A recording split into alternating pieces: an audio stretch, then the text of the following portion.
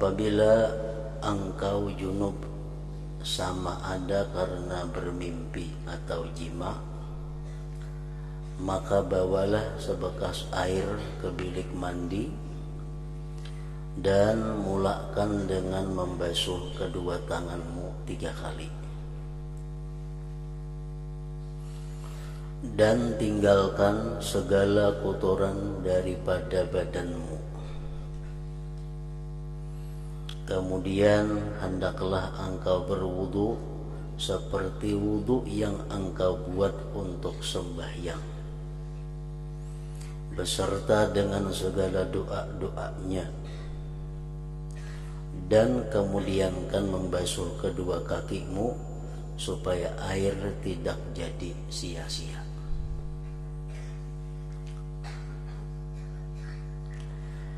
Apabila engkau sudah selesai daripada berwudu, maka tuangkanlah air ke atas kepalamu 3 kali. Dan engkau berniat mengangkatkan atau menghilangkan hadas junub.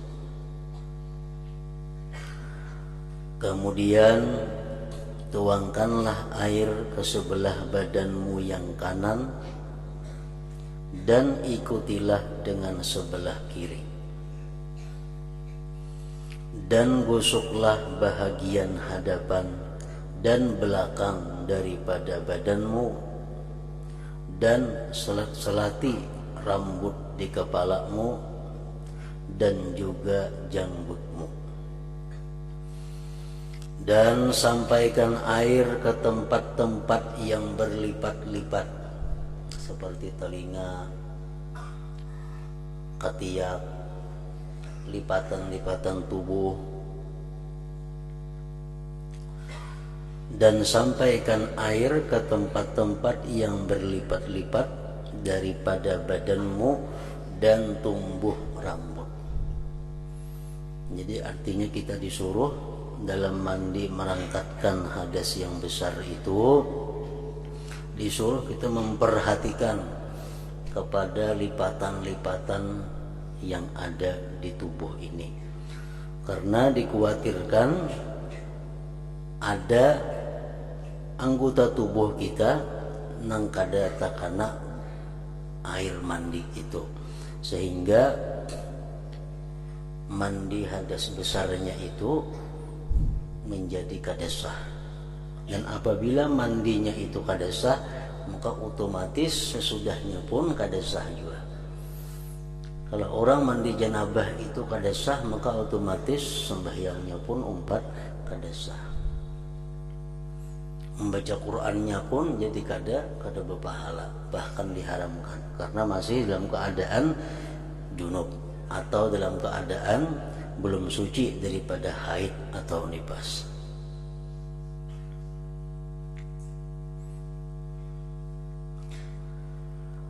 Dan tempat tumbuh rambut, sisingut, janggut itu semuaan diperhatikan supaya banyu itu bujur-bujur sampai ke tempat tumbuhnya. Nah, lain hal dengan berwudu. Kalau berwudu, orang-orang yang punya janggut tebal itu cukup di luarnya aja, kada wajib membasuh kulitnya. Nah, kalau orang mandi junub lain lagi, walaupun janggutnya macam apa tebalnya, tetapnya dituntut untuk menyampaikan air ke tempat tumbuhnya bulu-bulu janggut itu, baik yang tipis maupun yang tebal. Dan jangan sekali-kali engkau menyentuh kemaluanmu selepas berwudu tadi. Maka apabila tersentuh tanganmu akan dia, maka ulangi wudumu sekali lagi. Dan perkara-perkara yang wajib dalam mandi ini ialah 1 niat. Niat yang bisa dipakai untuk umum, niat yang bisa dipakai untuk merangkatkan hadas besar janabah, niat yang bisa dipakai untuk merangkatkan haid, niat yang bisa dipakai untuk merangkatkan nifas. Sekali sebutin aja niatnya, umpamanya nawaitul ghusla listibahatis shalah, saja aku mandi untuk membolehkan sembahyang. Nah, niat seperti itu boleh dipakai oleh orang nang junub, boleh dipakai oleh orang nang mandi suci daripada haid, boleh dipakai oleh orang nang mandi suci daripada nifas. Kalau orang misalnya junub, berniat dia saja aku mandi merangkatkan junub nak kadesa. Kenapa? Karena hadas besar dia adalah junub. Orang nang mandi suci daripada haid, jarnya saja aku mandi merangkatkan hadas besar, nah kada mau. Orang yang mandi daripada suci haid, saja aku mandi merangkatkan janabah, nah itu kada mau. Jadi ada beberapa niat yang bisa dipakai untuk seluruhnya. Orang mandi junub boleh makai itu, orang mandi haid boleh, mandi nifas boleh. Antara lain nawaitul ghusla listibahatis shalah, sahaja aku mandi untuk membolehkan sembahyang. Atau nawaitul ghuslal mafrud, sahaja aku mandi fardu. Atau nawaitul ghuslal wajibah, sahaja aku mandi wajib. Nah, atau nawaitul ghusla liraf'il hadasil akbar, sahaja aku mandi untuk merangkatkan hadas besar. Itu mencakup sudah. Misalnya orang haid ada, perempuan itu junub ada. Kayak apa niatnya supaya masuk kedua-duanya? Nah, sahaja aku mandi merangkatkan hadas besar, atau sahaja aku mandi untuk membolehkan sembahyang, atau sahaja aku mandi fardu, atau sahaja aku mandi wajib. Nah, mencakup sudah semuaan.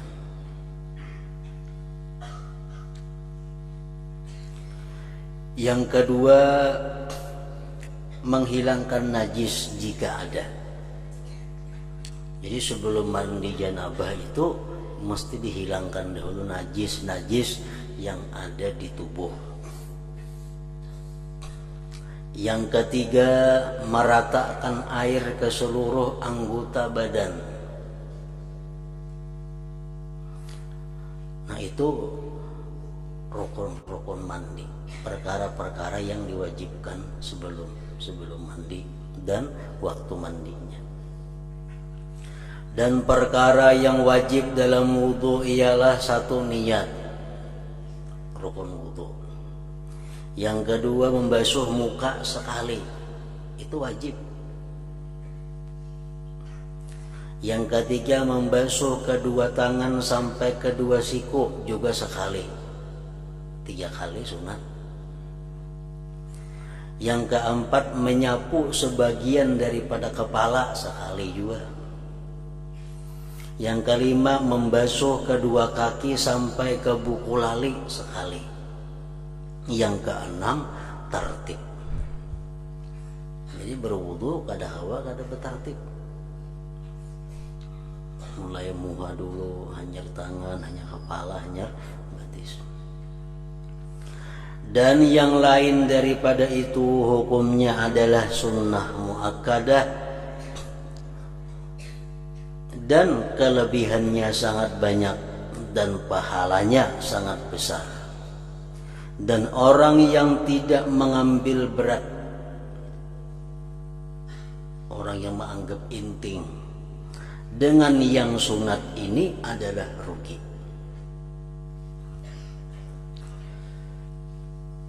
Bahkan boleh membawa yang wajib kepada bahaya. Misal orang mandi atau berwudu, nah wajibnya aja, nah sunatnya kada digawinya, itu bahaya. Di sampingnya kada dapat fadilat, di sampingnya kada dapat pahala yang besar, bisa membawa kepada wajibnya berbahaya.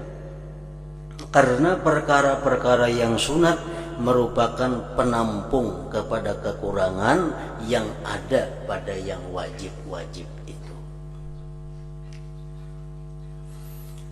Nah, jadi kesimpulannya, adab mandi ini sebagaimana yang disusun oleh para ulama, di antaranya tertibnya mandi itu adalah yang pertama dilakukan sebelum mandi merangkatkan hadas besar itu ayyabula qablal ghusl. Itu pertama dilakukan dulu. Ayyabula qablal ghusli, bahwa dia kencing sebelum mandi. Itu sunat. Bakamih dahulu sebelum mandi janabah itu.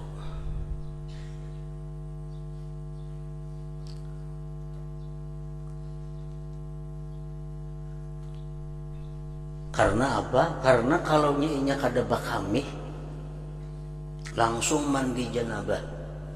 Sesudah mandi janabah keluar lagi air mani sisanya. Nah itu wajib ulang mandinya.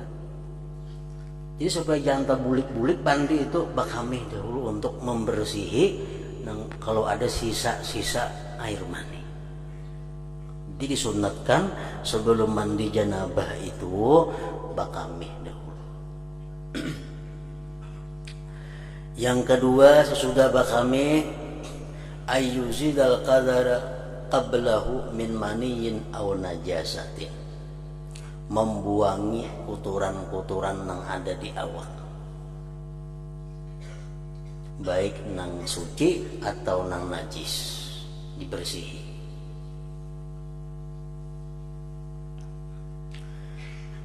Yang ketiga ayyastaqbilal kiblat, sunat dia menghadap kiblat mandi itu. Wayakuma, dan berdiri. Nah, kalau berwudu kan berduduk, kalau yang baik. Nah, kalau mandi ini berdiri. Kemudian ayyatiya bil basmalah, bismillahirrahmanirrahim.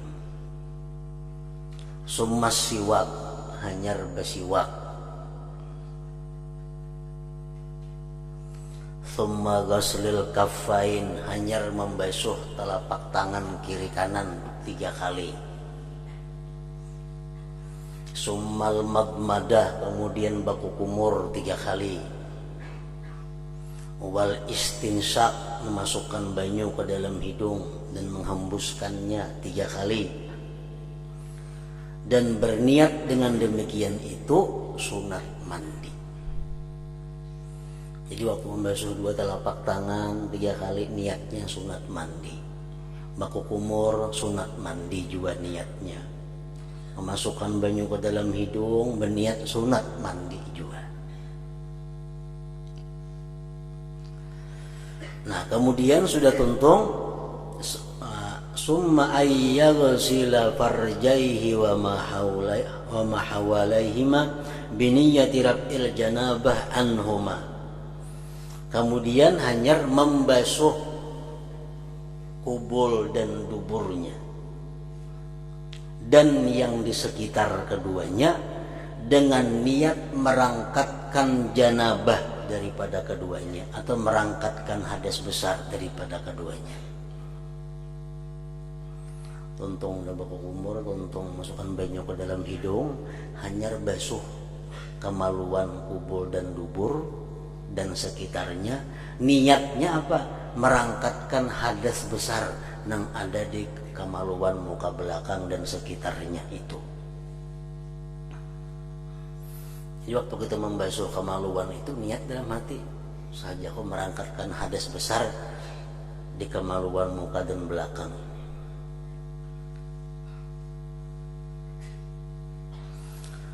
Nah kemudian urutannya hanyar berwudu.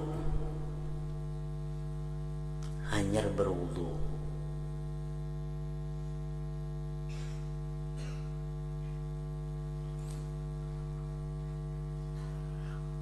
Nah, apa niatnya wudu itu? Kalau kita ada beisian hadas kecil, niat wudu. Nawaitu rab al hadatsil asghar. Sahja aku merangkatkan hadas kecil. Kalau ada hadas kecil, maka niatkan berwudu itu merangkatkan hadas kecil. Amunnya kada hadas kecil bang, tapi inya junub. Misalnya orang guring berduduk, temimpi inya keluar mani. Nah, itu dia punya hadas besar, tapi kada punya hadas kecil. Nah, orang macam ini baudunya itu apa? Sahajaku baudu sunat mandi. Nawaitu sunnatal wudu lil ghusli, itu niatnya. Nawaitu sunnatal wudu lil ghusli, sahajaku melaksanakan sunat wudu untuk mandi.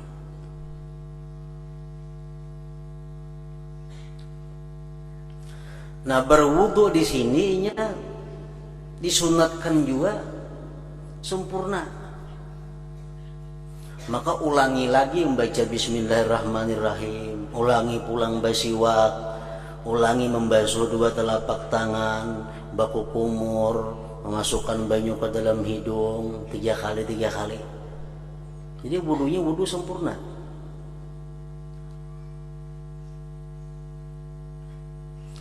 Nah, tuntung inya baudu hanyar yufidul ma'ala ra'sihi, hanyar menuangkan banyu di kepalanya, dan berniatlah di situ niat mandi wajib tadi. Jangan kubuy kepala banyu. Yang ke-8, dia yata'ahadul ma'atik, dia mengamat-amati, artinya menghati-hatiakan lipatan-lipatan yang di tubuh tadi. Menjam telinga itu mesti sangat hati-hati. Pusat, sangat hati-hati.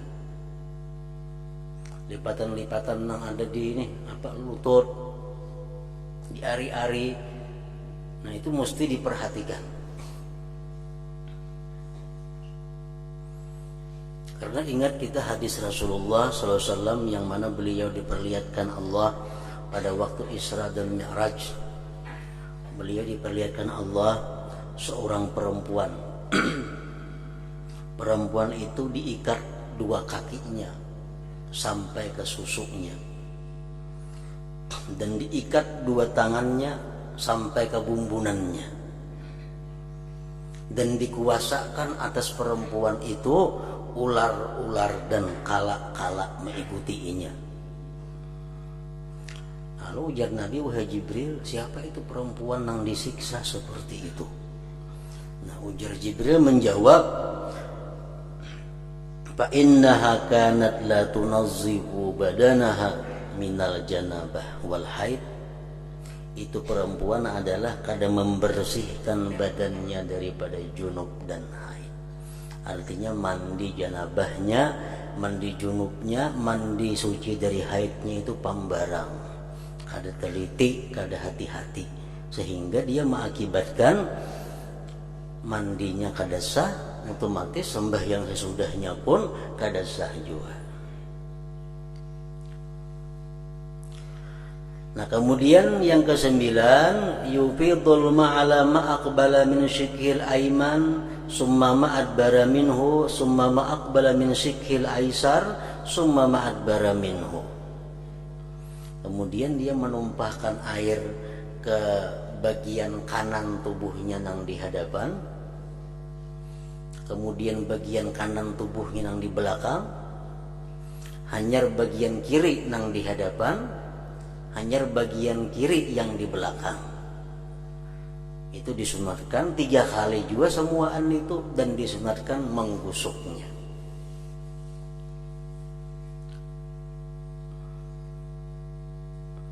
Nah, selesai itu hanya ayatiya biddu'a ka du'ail wudu, hanya dia mendatangkan dengan doa seperti doa wudu itu. Asyhadu an la ilaha illallah wa asyhadu anna Muhammadar Rasulullah wa maj'alni minat tawabin wa ja'alni minal mutatahhirin, itu sekurang-kurangnya.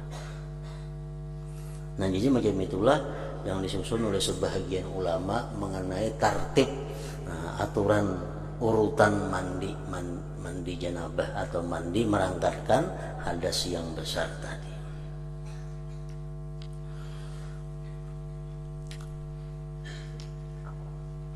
Dan kita waktu mandi hadas besar itu mesti disuruh kita untuk menjaga jangan sampai wudhu itu batal.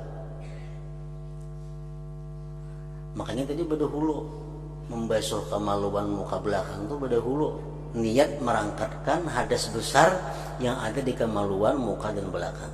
Berdahulu itu sebelum daripada wudhu. Karena waktu mandi jangan tagatuk itu lagi. Jadi wudhunya utuh kada batal. Nah kemudian yang kelima, adab-adab bertayamum. Apabila engkau tidak dapat menggunakan air karena satu, ketiadaan air sesudah berusaha mencarinya. Dua, atau sebab uzur sakit. Tiga, atau ada halangan daripada sampai mencapai air disebabkan adanya binatang buas. Atau sebab ditahan di dalam penjara, ada banyu, tayamum. Atau karena air itu sedikit yang hanya mencukupi untuk menghilangkan dahagamu atau dahaga kawanmu.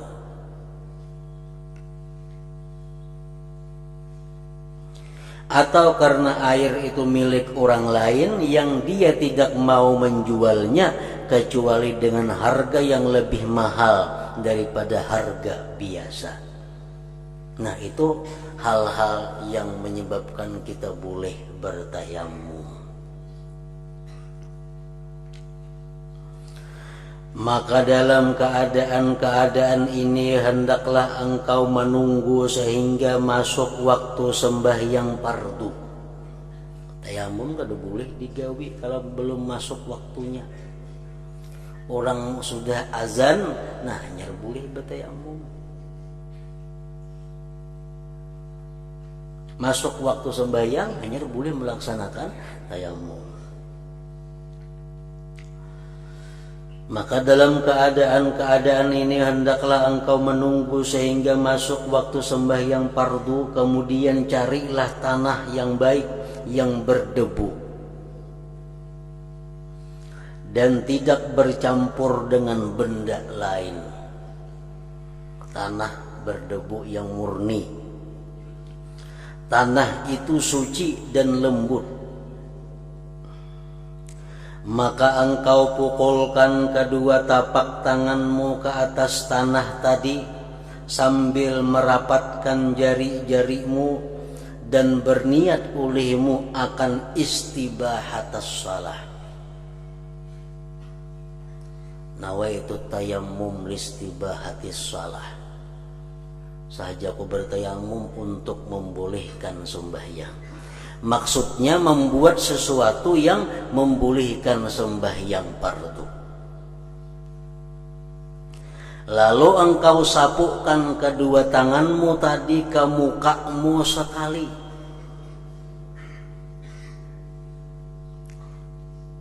Dan janganlah engkau bersusah-susah untuk memastikan debu itu sampai ke tempat tumbuh rambut.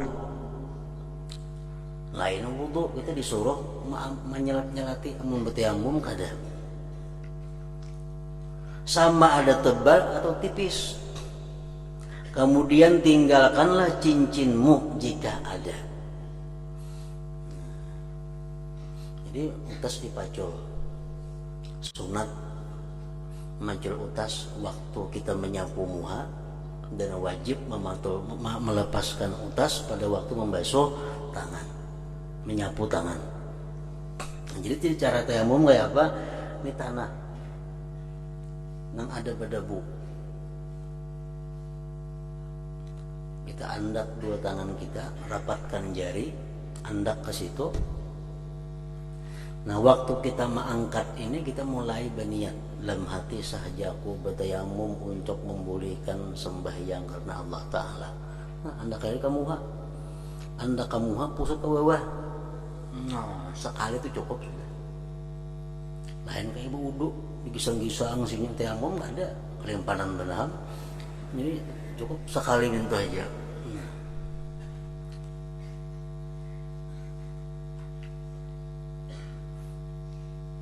Itu sekali pukulan ngarannya. Yang berbeda dengan wudhu. Wudhu niatnya begitu banyu sampai di muha. Kalau tayamum ini niatnya begitu mulai mengangkat tangan dari tanah, di situ mulai niat. Sampai ke sini sudah habis niatnya. Kemudian engkau pukulkan pula kedua tanganmu atas tanah sambil merenggangkan di antara jari-jarimu,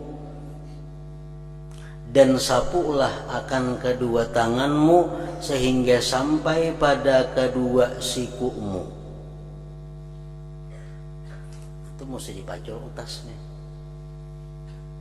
Besuhan yang kedua, pukulan yang kedua ini wajib mencabut utasnya. Gelang jamnya habis semua dipaculi. Kalau pertama tadi rapatakan jari, nah nang untuk tangan ini ranggangkan jari, andak ke tanah. Andak jangan bakas nang tadi berpindah ke lain bakasnya. Nah hanya yang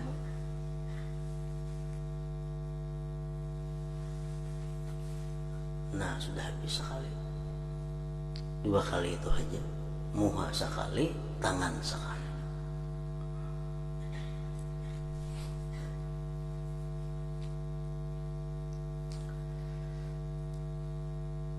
Jikalau dua pukulan ini masih belum mencukupi, maka pukulkanlah pula tanganmu ke atas tanah sehingga dapat engkau menyapu tanganmu dengan sempurna. Amunnya dua kali tadi asa kada cukup, tambah sekali lagi. Jadi bertayamum itu dengan tanah nang berdebu.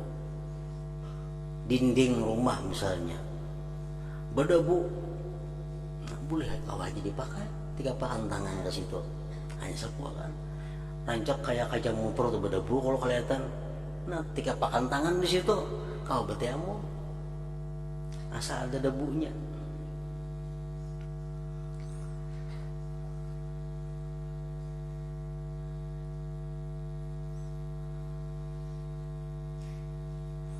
Kemudian sapukanlah satu tapak tangan dengan tapak tangan yang lain, dan silangkanlah jari-jari tanganmu untuk menyapu celah-celah jarimu tadi. Yang tadi kita andak tangan ke sini, andak di sini, nah diputar, stop nggak sini, hanya sini pulang, ke sini, nah.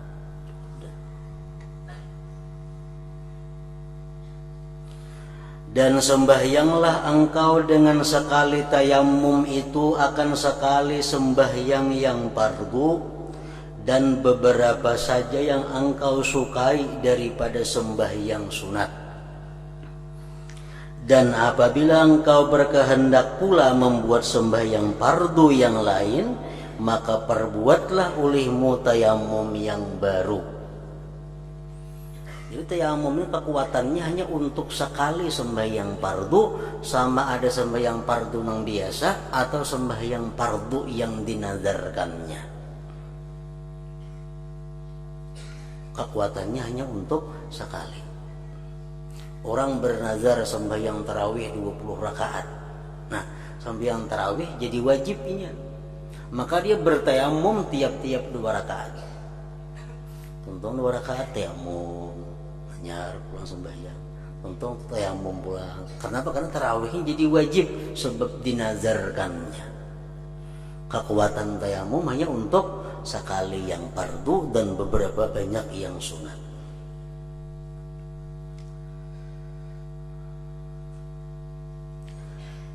Dan apabila engkau berkehendak pula membuat sembahyang fardu yang lain, maka perbuatlah olehmu tayamum yang baru. Sebahagian ulama ada yang menyusun bahwa ada 16 hal yang membedakan antara tayamum dengan wudu. Ada 16 perkara yang membedakan tayamum dengan wudu. Yang pertama bedanya, tayamum itu la yarfa'ul hadas. Tayamum tidak merangkatkan hadas. Lain hal wudu, wudu merangkatkan hadas.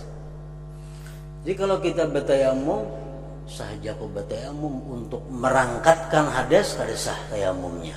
Karena tayamum kada untuk merangkatkan hadas. Tayamum cuma gunanya untuk sekedar membolehkan sembahyang misalnya.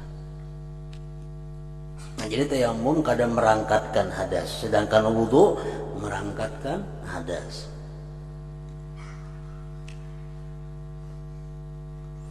Yang kedua, tayamum ini yakhtassu bil wajhi wal yadain. Tayamum ini yang disapu muha dan dua tangan. Kalau wudu sampai ke batis-batis.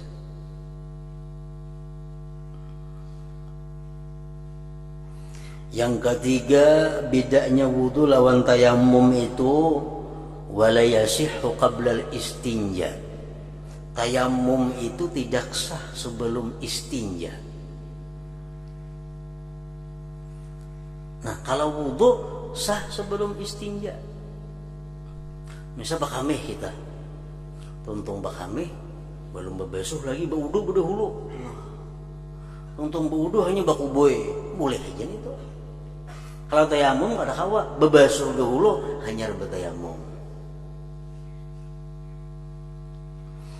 Yang keempat, wala qabla dukhulil waqti. Bertayamum tidak boleh sebelum masuk waktu sembahyang. Kalau berwudu bebas sih bila-bila kan. Ada jadi masalah.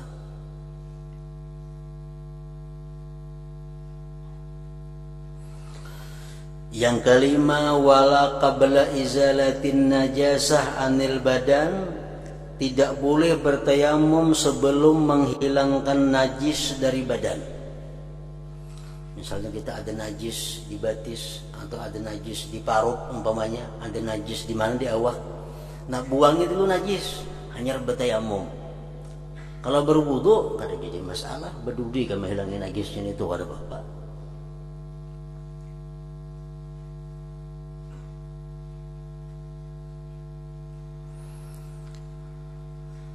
Wala yusannu lahu tajdid. Tidak disunatkan bagi tayamum itu tajdid. Kan kalau kita berwudu misalnya, lalu sudah lawas berwudu nih 2-3 jam sudah, tapi kadang batal lagi. Sunat kita memperbaharui wudu, maha nyari wudu sunat. Berwudu sejam, 2 jam, kada batal. Sunat kita maha nyari wudu. Tayamum bang, kada sunat maha nyari tayamum.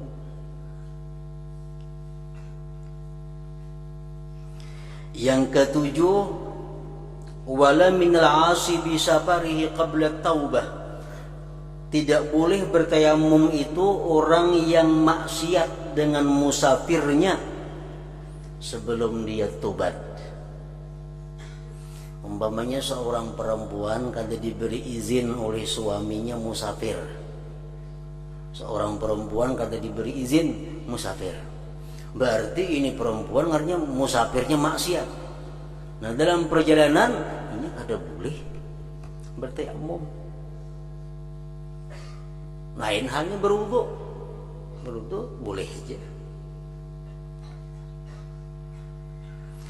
Yang kedelapan, wala biniyati tayammum. Tidak boleh dengan niat tayamum. Misalnya sahaja aku bertayamum lillahi ta'ala, bolehlah, boleh. Lain wudu, sahaja aku berwudu karena Allah Ta'ala, boleh, sudah, sah sudah niatnya. Kalau tayamum kada hawa, sahaja aku bertayamum, mesti dibuat sahaja aku tayamum untuk memulihkan sembahyang umpamanya. Nah, kayak itu. Yang kesembilan, wala yusannu taslisuhu, kada sunat maniga kali.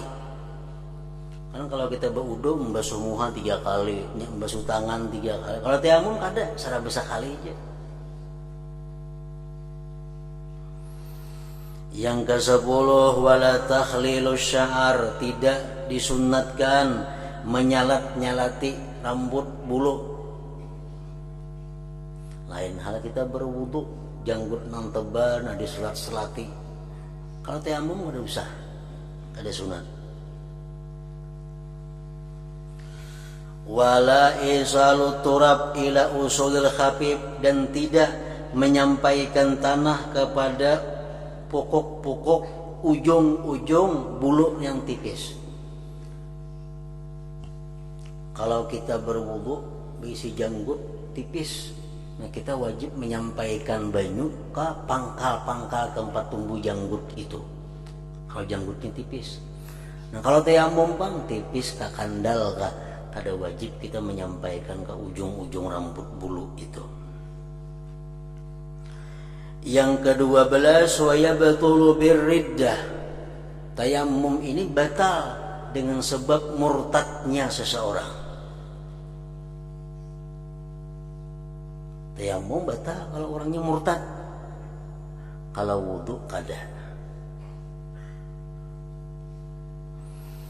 Yang ke-13, tayamum itu batal wa bi ru'yatil ma, dengan melihat air.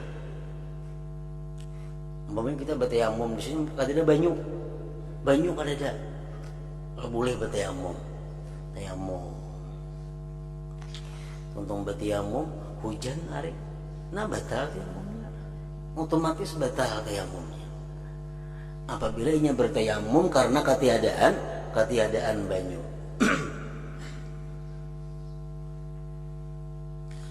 Yang ke-14, wala yuf'alu bihi fardhani, tidak boleh dilakukan dengan satu tayamum 2 fardu, tidak boleh.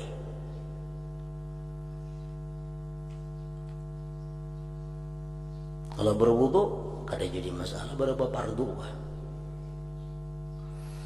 Yang ke-15, wala fardun biniyati naflin.